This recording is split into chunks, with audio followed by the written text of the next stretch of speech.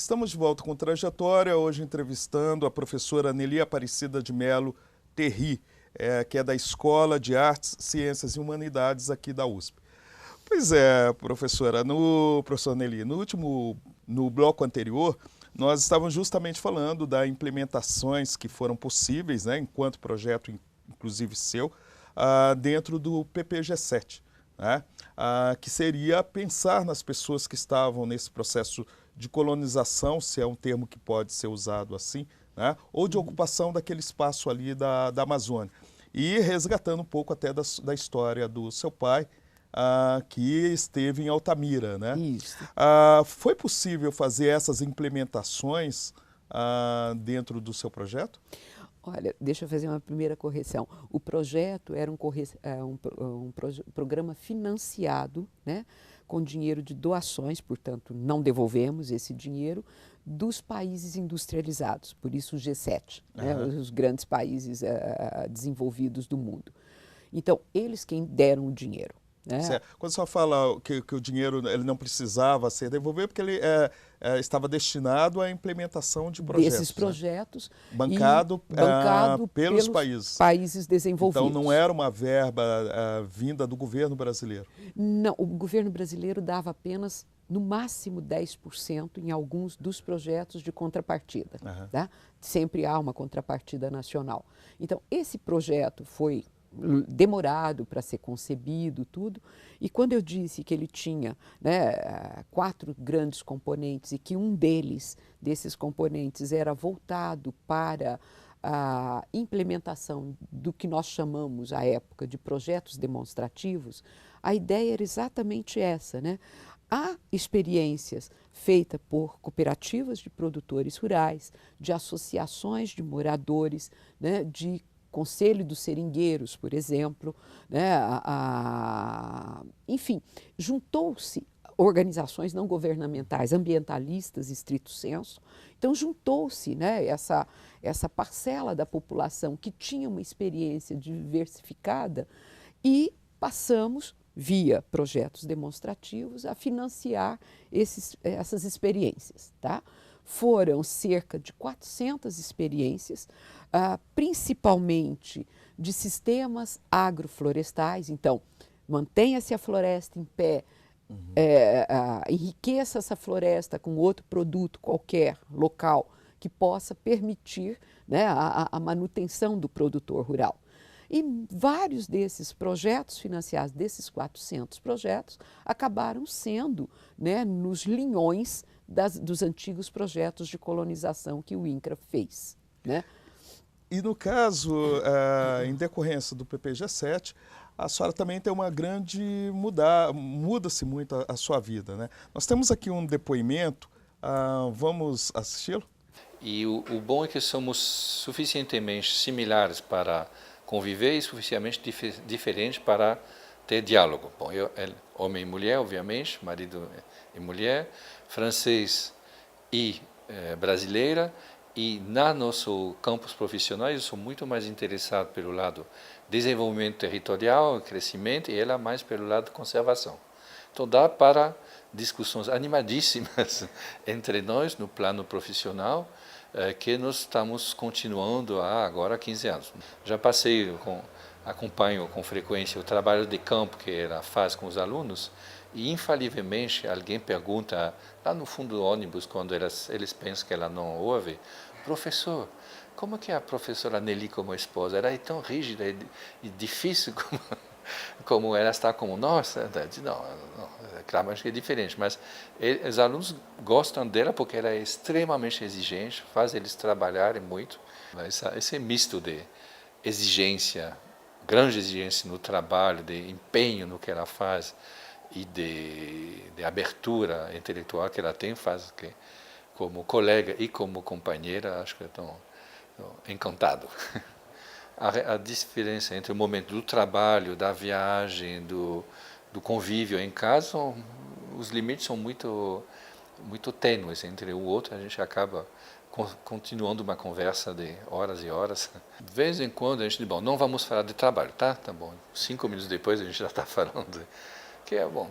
não é como se fosse um trabalho desagradável, que a gente faz a revelia, tá? É um trabalho que é quase uma paixão, facilita muito, né? A gente vai indo sempre. Pois é, professora, nós temos aí a fala do seu marido, né, que é pesquisador também, professor de geografia, né, destacando algumas características suas e a importância que tem enquanto pesquisadora, né? O nome do seu marido é Hervé Terry, né? Essa relação que se tem dentro de casa, né, dois pesquisadores de áreas próximas, né, da mesma área, isso facilita a vida? Facilita e complica, né? Porque, como ele disse agorinha mesmo, tem hora que a gente... há momentos em que você está discutindo de trabalho e continua falando do trabalho. Então, né, acaba que falamos quase que 24 horas por dia sobre assuntos do nosso interesse, do interesse dos dois. Realmente foi uma mudança total de vida, por conta dele, que hoje eu ando escrevendo muito mais do que eu escrevia anteriormente. Eu dizia que antes eu escrevia grandes relatórios que pouca gente lia, né? Espero que hoje eu escreva que mais gente leia. Então, houve sim esse diferencial. Desculpem. Trabalhar, né, em conjunto, de vez em quando a gente tem uns pegas, exatamente porque ele disse, olha, eu sou muito mais para o lado do regionalismo, do desenvolvimento, e eu muito mais para o lado verde. Então, algumas coisas que eu considero que não deveria ser de jeito nenhum, ele encara como normalidade. E isso, às vezes, né, provoca um pouco mais, acaba gerando um pouco de discussão. Mas ele também trabalha com a Amazônia, né? Eu o encontrei, de fato, no âmbito desse programa do PPG-7. Viajamos muito juntos, né? Fizemos centenas de trabalhos de campo, algumas dezenas na Amazônia, né? Algumas dezenas quando eu saio com os meus alunos e ele me acompanha. Então, há um processo bastante interativo, aprendi muita coisa com ele. E quero crer que alguma ele aprendeu comigo. Inclusive, é interessante que marca também, dentro do PPG-7, esse encontro que a senhora tem com o Hervé, que se torna o seu marido, que também aí a senhora sai do âmbito governamental e começa a se dedicar à universidade, né? Como é que se deu essa mudança? Olha, antes de me dedicar totalmente à universidade, eu já fazia um processo misto, tá? Durante muito tempo eu trabalhei apenas como técnica, depois como gerente, dentro do governo. Trabalhei no governo do estado de Goiás, depois fui para Brasília, para o governo federal.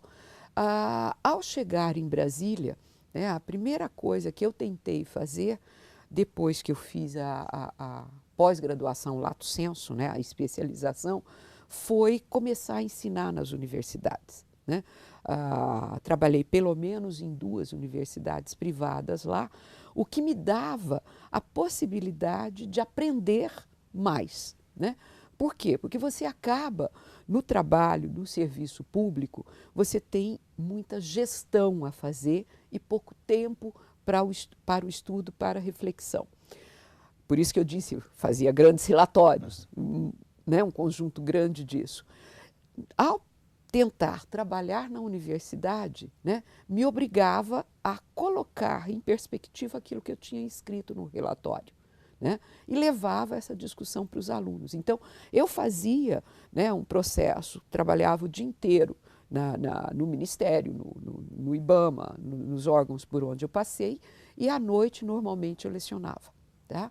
Pelo menos 2 vezes na semana. Então, já havia uma tentativa, alguns pequenos artigos escritos anteriormente, e que isso muda de fato, né, em 98, quando eu vou para o início do doutorado.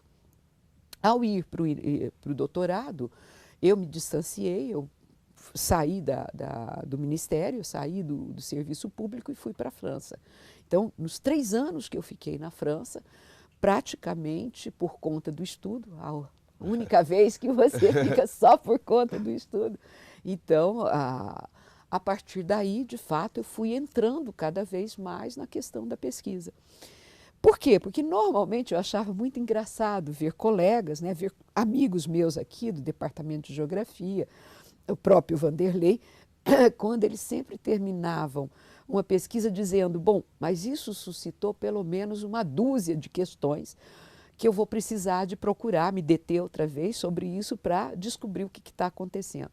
E de fato, né, quando você está fazendo uma pesquisa, você responde aquela primeira questão da sua pesquisa, outras surgem, mas né? surgem algumas dezenas. Foi nesse momento que a senhora vai lá para a IASH?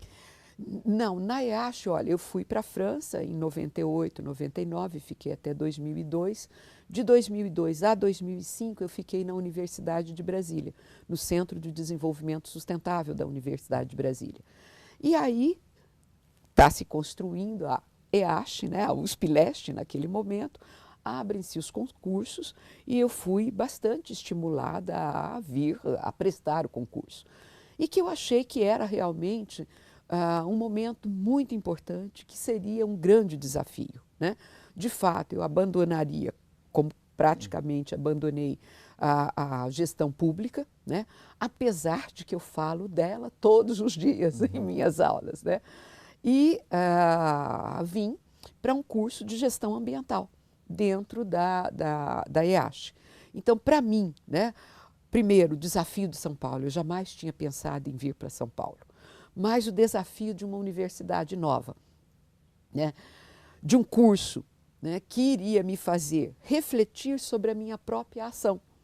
Né? Durante os anos que eu fui gestora ambiental, no Ministério, no IBAMA, na Secretaria de Meio Ambiente do Distrito Federal, eu ia agora ver, pelo outro lado, que jeito que é que eu tinha agido e como que eu iria ensinar os alunos esse processo. E foi dentro desse contexto também que foi feito, gestado o programa de pós-graduação de Geografia e Ciências Ambientais da IASH? Não, na IASH nós temos, sim, foi dentro desse contexto de universidade nova, unidade nova, né, nós gestamos um programa lá, começou o ano passado, né, nós vamos fazer o segundo edital de seleção, então é novíssimo, não tem nenhum ano, que foi um programa chamado de Mudança Social e Participação Política. Tá? Esse é o novo programa lá. Mas ao vir para São Paulo, né, como eu já era credenciada na UNB, no CDS, para orientar, eu disse, eu não posso não me credenciar, né, e não ter alunos e não ter orientandos. Aí eu me credenciei primeiro no Departamento de Geografia, que é a minha casa de origem, né, e segundo no programa, no PROCAM, no Programa de Ciência Ambiental, porque também é, né, parte da minha trajetória, a trajetória ambiental. Então, em 2006, eu começo a lecionar tanto no Departamento de Geografia, no Programa de Geografia Humana, quanto na ciência, no PROCAM, na ciência ambiental. Então, hoje eu tenho orientandos dos dois lados, né, da geografia e da ciência ambiental. Que, na verdade, acaba sendo um programa que vai gerar outros pesquisadores com a preocupação aí ambiental. Né? Professora, o nosso tempo é curto, nós chegamos ao final desse programa aqui. Quero muito agradecer a sua presença. Né? E eu acho que, vendo a sua trajetória de vida, torna-se compreensível até ver as suas escolhas acadêmicas e de pesquisa que fizeram da senhora aí uma grande pesquisadora da Amazônia. Eu espero dar conta de continuar esse processo, né? Questões são muitas que ainda tem por aí, né? Que eu preciso respondê-las, que eu vou buscar forma de identificar. Espero dar um pouquinho dessa contribuição para as gerações, para incentivar pessoas a estudar a Amazônia, a viver na Amazônia, a conviver com os amazônidas. Que assim seja. Chegamos ao final de mais uma trajetória que teve como entrevistada hoje Nelly Aparecida de Mello Terry. Ela é professora da Escola de Artes, Ciências e Humanidades da USP. O Trajetória fica por aqui. Entre em contato conosco pelo nosso e-mail trajetória@usp.br. E para saber a programação da TV USP, acesse o nosso site www.usp.br/tv. Até o próximo programa.